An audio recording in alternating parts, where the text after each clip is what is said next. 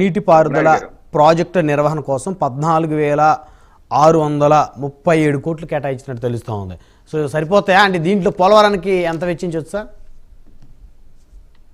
అంటే పోలవరానికి ముందే ఇచ్చేస్తారు కదా సార్ కేంద్ర ప్రభుత్వం ముందు. సో ఇంకా ఇందులో నుంచి ఉన్నాయి. పోలవరానికి ఆల్రెడీ అకౌంట్ లో ఉన్నాయి. ముందస్తు ఇచ్చి ప్రీపెయిడ్ అన్నమాట, పోస్ట్ పెయిడ్ కాదు, ఇది ప్రీపెయిడ్. ఇప్పుడు ఈ నీటిపారుదల ప్రాజెక్టు నిర్వహణ కేటాయించిన 14,600 కోట్లు వేరే ప్రాజెక్టులు కేటాయిస్తారా? ఇరిగేషన్ ప్రాజెక్ట్స్ ఉన్నాయి కానీ వంశధార, నాగావళి, హంద్రీనీవ ఇవన్నీ ఉన్నాయి కదా. Okay okay. అది కాకుండా ఇది ఇంకా మిగతా మరి 4 మాసాలే ఉంది. మళ్ళీ ఫుల్ బడ్జెట్ మనకి ఫిబ్రవరిలో వస్తుంది. ముఖ్యమైన పాయింట్ ఏంటంటే రాయలసీమ ఇష్యూ వచ్చింది కాబట్టి ఇప్పుడు నిన్న అసెంబ్లీలో నల్లారి కిషోర్ కుమార్ రెడ్డి గారు, పీలేరు ఎమ్మెల్యే గారు డీసీ ఒకటి చెప్పారు. మా నియోజకవర్గంలో గత ప్రభుత్వం గనక కేవలం 250 కోట్లు ఖర్చు పెట్టుంటే నీటిపారుదల ప్రాజెక్టు మీద మా నియోజకవర్గంలో 82,000 ఎకరాలకి సాగునీరు అందేది అన్నారు. 82,000 ఎకరాలు, 250 కోట్లు. నేను అడుగుతా జగన్మోహన్ రెడ్డి గారికి, ఆ దిక్కుమాల రిషికొండల మీద 450 కోట్లు మీరు ఖర్చు చేసే బదులు మీరు రాయలసీమలో 250 ఇస్తే 82,000 ఎకరాలు వచ్చాయి కదా సార్ మీ సాగులోకి. అది ముఖ్యమా, ఇది ముఖ్యమా? రిషికొండ ముఖ్యమా, అది ముఖ్యమా? ఏది ముఖ్యం? గండికోట రిజర్వాయర్ సార్ రాయలసీమలోనే, గండికోట రిజర్వాయర్. ఆ రిజర్వాయర్ నీటి మట్టాన్ని ఏది గ్రామస్తులకి కాంపన్సేషన్ ఇవ్వకుండానే నీళ్లు నిల్వ ఉంచేశాడు ఆయన జగన్మోహన్ రెడ్డి గారు. 22 గ్రామాలకి మొత్తం నీళ్లు వచ్చేసినాయి. జగన్మోహన్ రెడ్డి గారు వచ్చి స్వయంగా నన్ను క్షమించండి, తప్పు జరిగిపోయిందని కూడా అన్నారు. కనీసం ఆ తర్వాత కాంపన్సేషన్ ఇచ్చండి, ఇవ్వలేదు. అది ఉంది 600 కోట్లు 700 కోట్లు ఉంది కాంపన్సేషన్.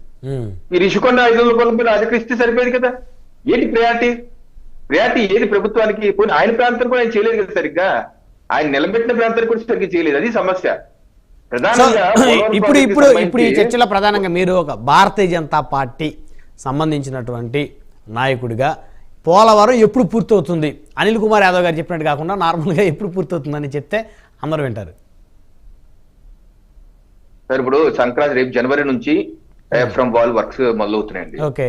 అలాగే మొన్న రివ్యూ చేసినప్పుడు కూడా ఏం చెప్పారంటే డయాఫ్రమ్ వాల్ ను మనకు పెండింగ్ ఏంటంటే డయాఫ్రమ్ వాల్ మళ్ళీ కట్టాలి. 2 కిలోమీటర్లు ఉంటుంది. అది ఫిల్అప్ చేయాలి. అలాగే భూగర్భంలో 100 మీటర్లు ఉంటుంది. అది ప్లాస్టిక్ కాంక్రీట్ తో ఫిల్ చేయాలి. అలాగే ఎర్తకమ్ రాక్ డ్యామ్, ఈసీఎన్ఆర్ డ్యామ్ కట్టవలసిన అవసరం. ఈ 2 ప్రధానమైన అంశాలు. ఈ 2 ప్రధానమైన అంశాలకి ఆల్రెడీ ప్లాన్ ఇచ్చారు. జనవరి నుంచి డయాఫ్రమ్ వాల్ మొదలవుతుంది. డయాఫ్రమ్ వాల్ తో పాటు ప్యారల్ గా ఈసీఎన్ఆర్ కూడా కట్టచ్చని చెప్పేసి నిపుణులు అందరూ చెప్తున్నారు. దాని మీద కూడా ఆల్మోస్ట్ నిర్ణయం తీసుకున్నారు. నిన్న ముఖ్యమంత్రి గారు కూడా చెప్పారు. సో పోలవరం ప్రాజెక్టు నిర్మాణం పూర్తి 2027 డిసెంబర్ నాటికల్లా పోలవరం నిర్మాణం పూర్తి అయిపోతుంది. అలాగే నీటి నిల్వ 41.15 మీటర్ నీటి నిల్వ కూడా ఉంచి అది ఆ నీటి నిల్వ వరకు నిర్వాసితులు కూడా కాంపన్సేషన్ కూడా ఇచ్చేయడం జరుగుతుంది. ఓకే. ఇది మనం 2027 డిసెంబర్ కల్లా మా అయితే అటు ఒక 6 నెలలు వేసుకొని పోయి 2028 జూన్ కల్లా ఇది పూర్తి అయిపోతుంది. సో ఆ రకంగా నేను మీ ద్వారా ముఖ్యమంత్రి గారు నేను హామీ ఇచ్చారు. ప్రజలకు కూడా నేను మరోసారి చెప్తున్నాను, 2029 ఎన్నికలకు వెళ్లే లోపు తప్పనిసరిగా పోలవరం ప్రాజెక్టు పూర్తి చేసే ఎన్నికలకు వెళ్తాము. అలాగే నిర్వాసితులకు ప్రాంతాలకు కాంపన్సేషన్. ఇంకోటి నిర్వాసితుల చిన్న విషయం, జగన్మోహన్ రెడ్డి గారు పాదయాత్రలో తన నాన్న ఇచ్చినటువంటి నిర్వాసితులు కాంపన్సేషన్ 1,50,000 ఇచ్చారు, 1,10,000 ఇచ్చారు. నేను వస్తే ఇంకో 3.5 లక్షల వరకు ఇస్తా అని చెప్పి పాదయాత్రలకు హామీ ఇచ్చారండి. దానికి సంబంధించి ₹1 కూడా ఇవ్వలేదు. ఆయన ముఖ్యమంత్రిగా 27 జూలై 2022 ఆ పోలవరం ప్రాంతానికి, ఆ ఏజెన్సీ ప్రాంతానికి వచ్చి ముఖ్యమంత్రిగా కూడా చెప్పాడు, నేను ఇచ్చిన హామీ నాకు గుర్తు ఉంది, నేను డబ్బులు ఇస్తాను మీకు, మా నాన్న ఇచ్చినటువంటి దానికి అదనంగా 3.5 లక్షలు ఇస్తాను. అలాగే గతంలో మా నాన్న టైంలో 6.5 లక్షలు ఇచ్చిన 6.5 లక్షలు ఇచ్చారు, వారికి 3.5 లక్షలు అధికంగా ఇచ్చి 10 లక్షలు ఇస్తాను, నన్ను నమ్మండి అని చెప్పి అన్నారండి. ఏంటిది నమ్మక ద్రోహం కాదా? పాదయాత్రలో మోసం చేశారు, ముఖ్యమంత్రిగా మోసం చేశారు. అదేంటంటే కేంద్ర ప్రభుత్వం దగ్గర డబ్బులు గుద్దుకునే విషయం ఉంది, వాళ్ళు గుద్దురే ఇచ్చుడు అని అబద్ధం గిరిజనులకి. గిరిజనులు మోసం చేస్తారా? సమయం లేదండి రవికిరణ్ గారు. గిరిజనులకి రమేష్ గారు 2028 జూన్ నాటికి పోలవరం పూర్తవుతుంది అని బలమైన నమ్మకంతో, ఆత్మవిశ్వాసంతో రవికిరణ్ గారు చెప్తా ఉన్నారు. ఇప్పుడు రవికిరణ్ అన్న గారు చెప్పినట్టు 2027కి ఏమో 41.15 మీటర్ల ఇదిలో పూర్తవుతుంది, 27కి అటు ఇటుగా వేసుకుని జూన్కి అని చెప్పి చెప్పడం జరిగింది. ఆ తర్వాత 2028కి పోలవరం ప్రాజెక్టు పూర్తవుతుందని చెప్పి ఆయన చెప్పారు. అంటే 45.72 మీటర్లు కి 2028కి పూర్తయిపోద్ది అంటారా కిరణ్ అన్న గారు? మొత్తం 2028 నిర్మాణం కి పూర్తి height కి 45.72 మీటర్లతోటి పూర్తిగా ఒకసారి. పోలవరం మొత్తం నిర్మాణం వచ్చే ఎన్నికల లోపు ఖచ్చితంగా పూర్తయింది అన్నారు. వచ్చే ఎన్నికల్లో నిర్మాణం పూర్తి అయితే నీటి నిల్వ జమిలీ ఎన్నికలు వస్తాయని చెప్పి నీటి నిల్వ దశల వారీగా చేస్తారు. మోడీ గారే నీటి చెప్తున్నారు. నిల్వ దశల వారీగా చేస్తారండి. మోడీ గారే చెప్తున్నారు జమిలీ ఎన్నికలు వస్తాయని చెప్పి. సరే ఇప్పుడు ఏది జరిగితే అదే అవుతుంది అనుకోండి. సరే పూర్తి చేస్తే అందరికీ సంతోషం. ఎందుకంటే ఆంధ్రప్రదేశ్ కి జీవనాడి పోలవరం కాబట్టి అందరం కూడా పూర్తి చేయాలనే కోరుకుంటాం. అది మా పార్టీ అయినా ఇంకో పార్టీ అయినా ఆ ప్రాజెక్ట్ పూర్తయితే రాష్ట్రం అంతా కూడా సస్యశ్యామలం అవుతుంది. కాబట్టి ఖచ్చితంగా మేము కూడా ప్రాజెక్ట్ ను పూర్తి చేస్తామంటే స్వాగతిస్తాం. దాంట్లో ఇబ్బంది ఏమి లేదు. ఇప్పుడు మీరు చేయలేకపోయినా వారు చేస్తున్నారు కాబట్టి ఖచ్చితంగా మీరు స్వాగతించాల్సిన అవసరం ఉంది. అదే ఇందాక చెప్పడం జరిగింది. 1,50,000 రోజున రాజశేఖర రెడ్డి గారు ఇచ్చారు, 3 లక్షల రూపాయలు ఇస్తామని చెప్పి మోసం చేశారని చెప్పి రవికిరణ్ అన్నగారు. ఎందుకంటే మా కాన్స్టిట్యున్సీ నుంచి కూడా గోపాలపురం నుంచి కూడా పోలవరం కాలువ వెళ్ళడం జరిగింది. పోలవరం ఆ డబ్బులు కలెక్టర్ అకౌంట్స్ కి వేయడం జరిగింది. ఆ అకౌంట్స్ చెక్ చేస్తుండగా అంటే అకౌంట్స్ అన్ని చెక్ చేసి వాళ్ళ అకౌంట్స్ కి ట్రాన్స్ఫర్ చేసే విధానంలో మళ్ళీ మీ ప్రభుత్వం మారింది తప్ప మా గోపాలపురం కాన్స్టిట్యున్సీకి ఈస్ట్ గోదావరి కలెక్టర్ అకౌంట్ కి అమౌంట్ వేయడం జరిగింది. నిర్వాసితులకు ఎందుకు వెళ్ళలేదు?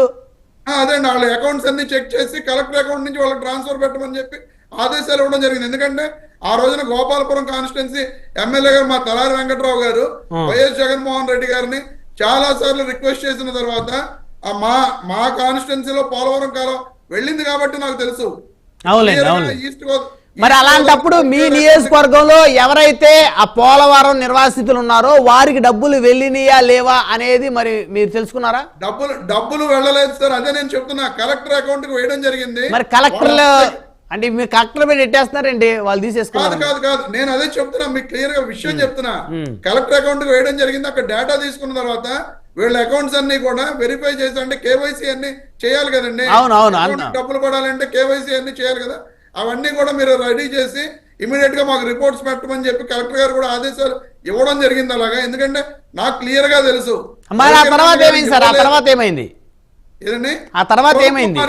ప్రభుత్వం మారింది. ఈ రోజున ఆ అకౌంట్ లో అమౌంట్ ఉందా లేదా చెక్ చేసి బాధితులకి అందించాల్సిన అవసరం ఉంది. నిర్వాసితులకు అందించాల్సిన బాధ్యత ఇప్పుడు వారి మీద పెట్టారు మీరు, ఈ ప్రభుత్వం మీద. అవునండి, ఖచ్చితంగా మా కలెక్టర్ గారి అకౌంట్ లో అయితే అమౌంట్ వేయడం జరిగింది. రైట్. మీకు ఆ జీవోస్ కూడా నేను మీకు పంపిస్తా. బ్రహ్మనాయుడు గారు సాహెబ్ గారు బ్రహ్మనాయుడు గారు వాస్తవాలు మాట్లాడుకోవాలి. వాస్తవం ఏంటంటే తెలుగుదేశం పార్టీ అధికారంలోకి వచ్చిన తర్వాత ఆ రోజు 2014-19 మధ్య కాలంలో మేము పోలవరాన్ని ఒక ప్రత్యేకంగా ప్రతిష్టాత్మకంగా తీసుకున్నాం. ఎందుకంటే ఆంధ్రప్రదేశ్ లో చాలా మంది వ్యవసాయ ఆధారిత దాని మీద కుటుంబాలు ఉన్నాయి కాబట్టి నదులు అనుసంధానం చేస్తే మాత్రమే ఈ రాష్ట్రం సస్యశ్యామలం అయింది, ప్రతివారు ఆనందంగా ఉంటారనేది మా యొక్క అభిప్రాయం. ఆ రోజు మేము కూడా ఏం చేసామంటే కేంద్రం వారితో మాట్లాడి పలు దఫాలుగా పోలవరం ప్రాజెక్టు తో పాటు రాష్ట్రంలో ఉన్నటువంటి త్రాగు సాగునీటి ప్రాజెక్టుల మీద ప్రత్యేక శ్రద్ధ చూపించాం. 1,20,000 కోట్ల రూపాయలు అప్పుడు బడ్జెట్ లో కూడా పెట్టడం జరిగింది. దాంతో పాటు ప్రధానంగా ఏంటంటే ఎవరైతే ఈ నీటి సంఘాలు ఏర్పాటు చేసి తద్వారా గతంలో ఈ ప్రాజెక్టుల దగ్గర చేసినటువంటి రిటైర్డ్ అధికారులు కూడా మేము తీసుకొచ్చి వాళ్ళతో సమాలోచనలు చేశాం ప్రాజెక్టులు ఏ విధంగా ముందరికి వెళ్ళాలనేది. కానీ ఇక్కడ ఏంటంటే ప్రభుత్వం మారిన తర్వాత గత ప్రభుత్వం మీద ఉండే కక్ష తీర్చుకోవడానికి ఈ ప్రాజెక్టులు నిర్వీర్యించేశారండి. దానివల్ల ఆంధ్రప్రదేశ్ లో ఉన్నటువంటి త్రాగు సాగునీటి ప్రాజెక్టులు అన్ని కూడా దెబ్బతాయి.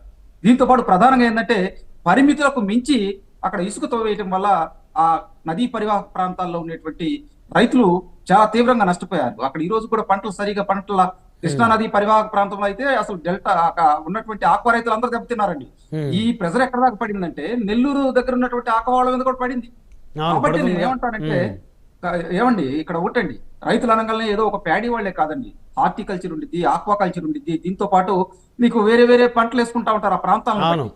వాళ్ళకి సమగ్రమైనటువంటి అవగాహన కల్పించాలి ఫస్ట్ ప్రభుత్వాలు. అంతేగాని మనం ఇక్కడ యుద్ధం చేసుకుంటే నష్టపోయేది ప్రజలండి, మనం ఇక్కడ యుద్ధం చేసుకుంటే నష్టపోయేది రాష్ట్రం అండి, మనం ఇక్కడ యుద్ధం చేసుకుంటే నష్టపోయేది రాష్ట్రంలో ఉన్న యువత అండి. ఏమంటామంటే వాస్తవానికి దగ్గరగా వెళ్దాం. ప్రభుత్వాలు వచ్చింది ఎందుకు? ప్రజల ఆకాంక్ష కొరకు, ఆకాంక్ష మేరకు ప్రజలకు మంచి చేయాలి.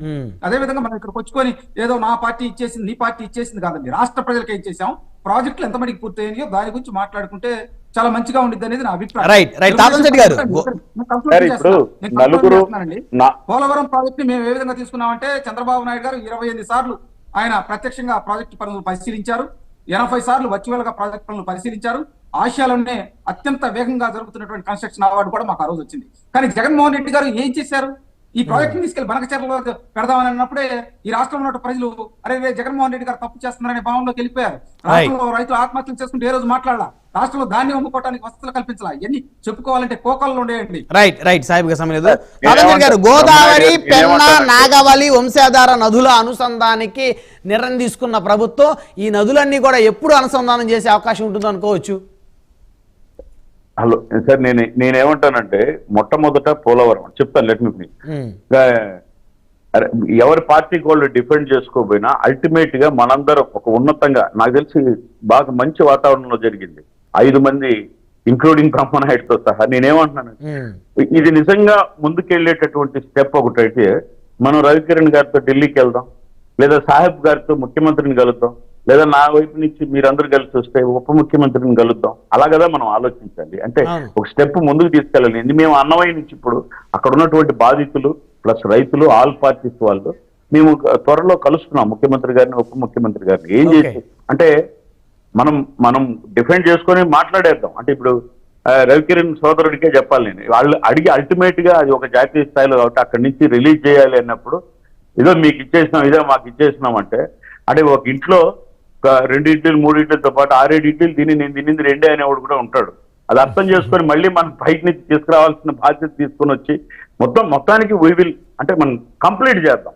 నేను అదే విధంగా అంటే ఇంత కన్స్ట్రక్టివ్ గా అసెంబ్లీలో కూడా చర్చ జరగలేదేమో. రమేష్ అన్న ఆలోచించండి, ఆ అసెంబ్లీ దొంగలను పక్కన పెట్టి వాళ్ళందరి తరఫున నీలాంటి వాళ్ళని ఒకరిని ఎవరన్నా పంపించినా గానీ ఇది కొంచెం అంటే చర్చ ఎంత సరుద్భావ వాతావరణంలో జరిగిందో ఇది కూడా అంటే మంచిగా ముందుకు పోతుందేమో అనే అంత ఫీల్ లో చెప్తున్నా నేను. అంటే మనం మనం మనం మనం మనం మాట్లాడుకుంటే అయిపోద్దా అనేది కాకుండా మనము ఆ విధమైన ఆలోచన విధానంతో ఉంటాం. ఎందుకు కాదు, డెఫినెట్ గా అవుతుంది అంటున్నా. అంత మంచి చర్చ జరిగినప్పుడు మనం తెలియజేయాల్సిందేంటి మన రాష్ట్రంలో ఉన్న వాళ్ళకు, నువ్వు ఉన్నప్పుడు ఇట్లా అరిచినావు కదా, నువ్వు తిట్టినావు, నేను ఉన్నప్పుడు అనేది కాదు. ఇంకా ఇప్పుడేంది, వాళ్ళు ఉన్నప్పుడు అరిచినందుకే కదా వాళ్ళు తొడలు కొట్టి 150, 111కి వచ్చారు. బట్ వాళ్ళని మించి ఇంకో 10 ఇచ్చినాక 161 ఇచ్చినాక మనల్ని రేపు పొద్దున్నే మనం ఇవన్నీ అనిపించుకోవాలన్నా, రేపు పొద్దున్న ఇలాంటివి అనకుండా మనం వాళ్ళని కూడా కలుపుకొని కన్స్ట్రక్టివ్ గా ఎస్ వీళ్ళు అనే దానికి ముందుకెళ్దాం. అంటే ఇద్దరు బీజేపీ, ఇద్దరు టీడీపీ, ఏదేమైనప్పటికీ కూడా నాగేంద్ర గారు, ఈ ప్రాజెక్టుల నిర్మాణాలన్నీ పూర్తవ్వాలా, నీటిపారుదల ప్రాజెక్టులు పంటలు పండాలా సస్యశ్యామంగా, ఆంధ్రప్రదేశ్ అన్నపూర్ణ ఆంధ్రప్రదేశ్గా రూపాంతరం చెందాలి. ఈ రాజకీయ కొట్లాట